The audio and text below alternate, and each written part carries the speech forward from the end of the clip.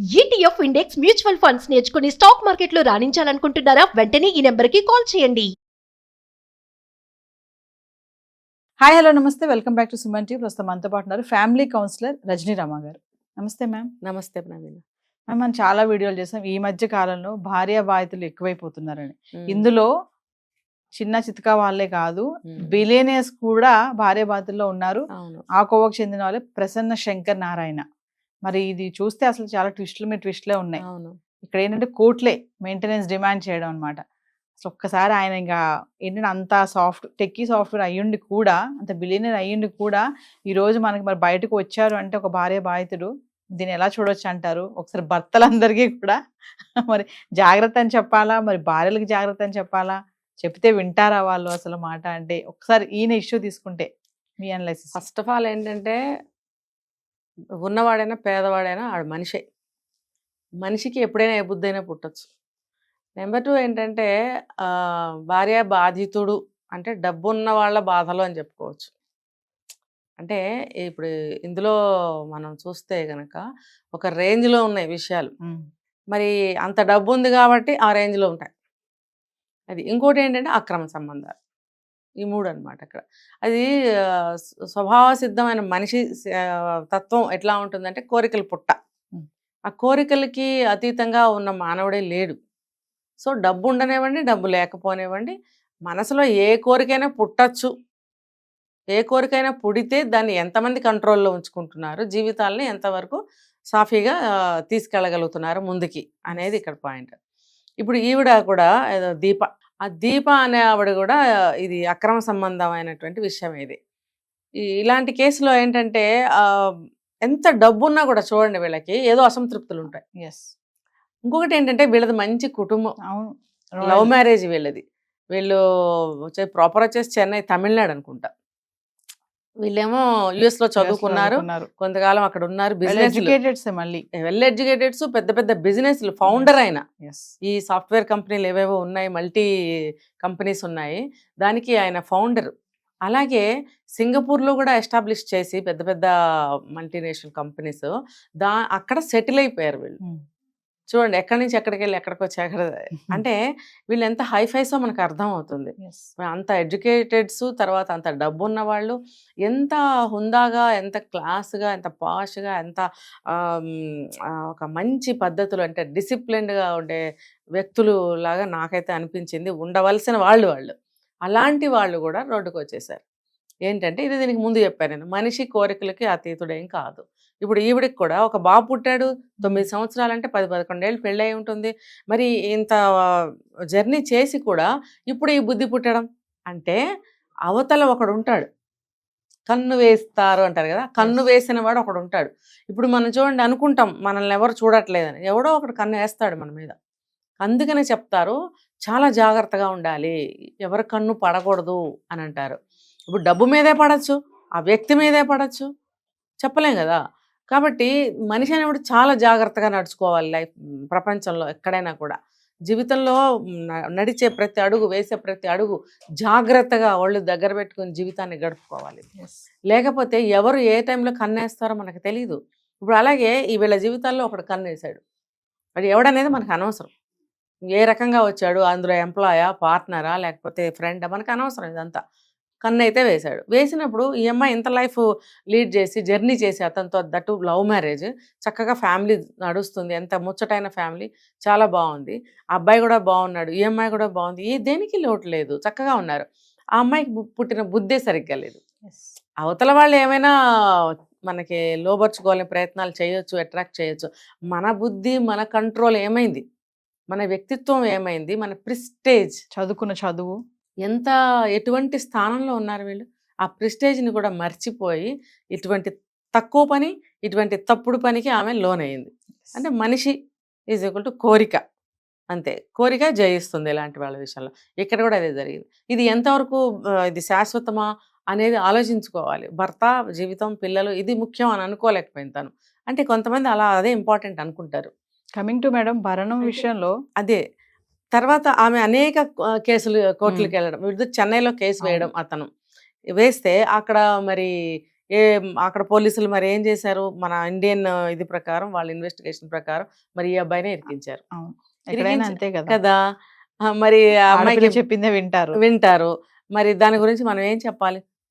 ఎంతో మంది పాపం చెప్తున్నారు. మొన్న ఒకటి విన్నా నేను. మేబీ కోర్టు మూవీలో అనుకుంటా, లేకపోతే ఎక్కడ విన్నా నేను. ఏమంటున్నారంటే మన ఇండియాలో న్యాయ వ్యవస్థ ఎలా ఉందో చెప్పడానికి నిదర్శనం పెండింగ్లో ఉన్న కేసులు, కేసులు. తర్వాత ఎవరికైతే జడ్జిమెంట్ ఇచ్చామో ఆ కేసులు, జడ్జిమెంట్ ఎలా ఇచ్చారు, న్యాయం జరిగిందా, అసలు జరిగిందా, ఎన్ని కేసులకు న్యాయం జరిగిందని క్వశ్చన్ చేశారు. కాబట్టి న్యాయ వ్యవస్థ ఇలా ఉంది, కేసులు పెండింగ్లోనూ ఉన్నాయి, జడ్జిమెంట్ అయిపోయిన వాటికేమో న్యాయం జరిగిందా అని ఒక క్వశ్చన్ నడుస్తుంది. సో మన న్యాయ వ్యవస్థ అలా ఉంది కాబట్టి ఏదో ఆయనకి అన్యాయం జరిగింది, ఆ అమ్మాయి గెలిచింది. ఇది 9 కోట్లు భరణం. అంటే ఇప్పుడు ఆయనకి అన్ని వేల కోట్లు ఉన్నాయి కాబట్టి ఆయన ఇవ్వగలిగాడు. ఇప్పుడు ఇది దృష్టిలో పెట్టుకుని ప్రతి అమ్మాయి, ఇప్పుడు మనం చాలా కేసులు ఈ మధ్య చూసాం, భరణం కోసం అని చెప్పి అతుల్ సుభాష్ బెంగళూరు అతను ఒక సామాన్యమైనటువంటి సాఫ్ట్వేర్ ఎంప్లాయీ, అతన్ని కోట్ల మీదే డిమాండ్ చేసింది. అతను మరి తలతాకొట్ట పెట్టి ఎలా తీసుకొచ్చి పాపం ఇచ్చాడు, కానీ ఆ బాధ భరించలేక ఆత్మహత్య చేసుకున్నాడు. ఇప్పుడు ఆవిడ హ్యాపీ, తన లైఫ్ తను లీడ్ చేస్తుంది. తప్పు తను చేసింది తప్పు కదా, పాపం. ఒక వ్యక్తిని పొట్టన పెట్టుకుంది, అది పాపం. అలాగే జరుగుతున్నాయి చాలా వరకు. భరణం పేరు మీద ఆ వ్యక్తిని మానసికంగా కూనీ చేయడము, ఆస్తిపాస్తుల్ని కొల్లగొట్టుకోవడము, ఇది ఎంతవరకు కరెక్ట్? కావాలని కూడా మేడం ఇక్కడ ఒకటి ఆలోచిస్తే, మహిళలు కావాలని కూడా అంటే కుటుంబాలను ఇట్లా విడదీసుకోవడము, ఈ భరణం మెయింటెనెన్స్ వస్తుందని చెప్పి కూడా ఇల్లీగల్ కాంటాక్ట్స్ పెట్టుకోవడము, భర్తల్ని ఇలా వేధించడము, అంటే ఇలా చాలా తయారవుతున్నారు అంటే ఈ మధ్యన. దీన్ని ఈ భరణం కోసమే ఇల్లీగల్ కాంటాక్ట్స్ పెట్టుకున్నారు అంటే నేను చెప్పలేను, కానీ వన్స్ ఆ ఇల్లీగల్ కాంటాక్ట్ పెట్టుకున్న తర్వాత ఆ వ్యక్తికి, ఆ అమ్మాయికి అటువంటి ఆలోచనలు కనుక వస్తే, విడిపోవాలి, విడిపోయినా కూడా నాకు భరణం వస్తుంది అనే ఆలోచనలు చేస్తే, మీరు అన్నట్టు అక్రమ సంబంధాన్ని ఇంకా కొనసాగిస్తుంది, భర్త మీద భరణం కోసం కేసు వేస్తుంది. కొన్ని కేసుల్లో ఏంటంటే ఏదన్నా తేడా వస్తే కేసు వేయడము, భరణం ఎక్కువగా అడగడం అనేది కూడా జరుగుతుంది.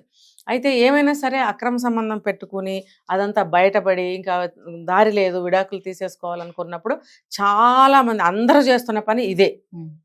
చేసింది నువ్వు తప్పు, అతను భరణం ఎందుకు నువ్వు తీసుకోవాల్సి వస్తుంది, ఎందుకు అతను ఇవ్వాలి? ఇవి కూడా మరి మనం చెప్పుకోకూడదేమో, చట్టాలు మారాలి, తీర్పులు మారాలి. పైపెచ్చు ఇంకా అతని పైన ఇప్పుడు ఈ ప్రసన్న శంకర్ పైన వైఫ్ ఏంటంటే కామ పిశాచి, నన్ను అట్లా ఇట్లా టార్చర్ చేస్తాడు అని చెప్పేసి అంటున్నారు. అవును, ఉల్టానే పెడుతున్నారు. ఇప్పుడు ఆవిడ చేసింది ఇదంతా కూడా ఆవిడకి చెందాలి ఈ మాటలన్నీ. మరి అతను కూడా చాలా సున్నితమైన మనసు కలిగిన వాళ్ళనే ఉన్నాడు. తర్వాత అంత బిజినెస్ మ్యాను, సమాజంలో కాదు ప్రపంచవ్యాప్తంగా ఇప్పుడు అతనికి ఎంత బ్యాడ్ నేమ్ వస్తుంది. ఇప్పుడు ఒక కంట్రీ కాదు, ఇక్కడి నుంచి మళ్ళీ వెళ్ళి సింగపూర్లో కేసు వేసి అక్కడ అతను ఇవన్నీ చేశాడని చెప్తే వాళ్ళు కూడా ఎంత నమ్మలేదు, ఫేక్ అని తేలిపోయింది. మళ్ళీ బాబుని తీసుకుని అమెరికా వెళ్ళిపోయి అక్కడ కేసు పెట్టింది, మరి అక్కడ కూడా నడవలేదు. మరి చివరికి ఇండియాలోనే ఇలా జరిగింది. అంటే ఇంకా ఎక్స్ట్రా భరణం కోసం.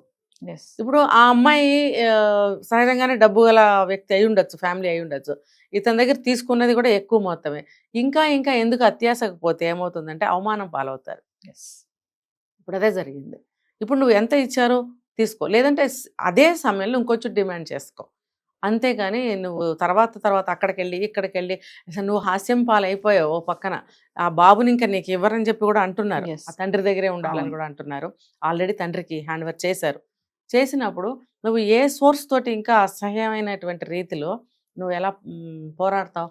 దేనికి? ఇంకా చాలా ఇచ్చారు కదా, మళ్ళీ మంత్లీ 3.5 lakhs ఆవిడికి, తర్వాత 9 crores ఇచ్చారు ఆల్రెడీ. ఇంకా నీకు ఉంటాయి ఏవో, ఇవన్నీ చూసుకోవచ్చు. కానీ ఇలా ఇంకా కోట్లు అంటేనే కదా అతుల్ సుభాష్ అట్లా ఆత్మహత్య చేసుకున్నాడు. ఇది ప్రతి వాళ్ళు ఆలోచించారు. నువ్వు తప్పుదారి పట్టి, మన చట్టాలు కూడా మారాలని నేను ప్రతిసారి చెప్తూ ఉంటాను. నువ్వు తప్పుదారిలో వెళ్ళి అతన్ని ఎందుకు భరణం అడుగుతావు? విడాకులు తీసుకున్నందుక? విడాకులు నీ కోసం తీసుకున్నావు, నువ్వు వేరే అతని కోసం వెళ్ళిపోవాలనుకుని నువ్వు విడాకులు తీసుకున్నావు కాబట్టి వెళ్ళిపోవాలి. కానీ ఇతను ఏదన్నా తప్పు చేశాడా నీకు భరణం ఇవ్వటానికి? ఇతను నీ జీవితానికి అన్యాయం చేస్తే, నీకేమన్నా ద్రోహం చేస్తే నువ్వు అడుగు, ఇంకా డిమాండ్ చేయి. నీ జీవితం నష్టపోయింది కాబట్టి. నువ్వు ఇక్కడ ఎక్కడ నష్టపోయావు? నువ్వు మానసికంగా ఆనందంగా ఉన్నావు, మరి నీకు కావాల్సిన విధంగా నువ్వు ఉంటున్నావు ఫిజికల్గా, ఇంకా ఆస్తిపాస్తులు ఉండనే ఉంటాయి. అతను కూడా ఇచ్చాడు, చాలా ఇచ్చాడు. నువ్వు తప్పు చేసినా కూడా అతను చాలా ఇచ్చాడు. మరి ఇంకా ఎందుకు నీకు ఇంకా డిమాండ్స్? సిగ్గుగా అనిపించట్లేదా? నేనైతే ఇదే చెప్తా, తప్పు అతను చేస్తే నువ్వెంతైనా డిమాండ్ చేయి. అసలు అక్కడ తప్పు లేదు, నీదే తప్పు. నువ్వు ఇష్టపూర్వకంగానే వెళ్ళిపోతున్నావు, నేను ఇక్కడ ఉండనని చెప్పి వెళ్ళిపోతున్నప్పుడు నువ్వు కానీ వెళ్ళిపోవాలి. అసలు ఇవన్నీ ఎందుకు నీకు ఇవన్నీ వద్దు అని, భర్త వద్దు బిడ్డ వద్దు అనుకునే కదా నువ్వు అతనితో వెళ్తున్నప్పుడు ఇతను డబ్బు ఎందుకు నీకు?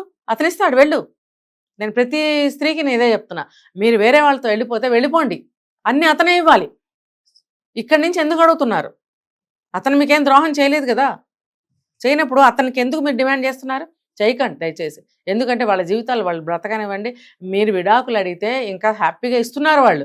ఆ విడాకులు తీసుకొని మీకు ఇష్టమైన వ్యక్తితో వెళ్ళిపోండి. ఎందుకంటే ఫర్దర్గా అన్నీ అతనే ఇస్తాడు అని మీరు వెళ్ళిపోతున్నప్పుడు అన్నీ అతనే ఇవ్వాలి అని నేను చెప్తున్నా. Thank you ma'am.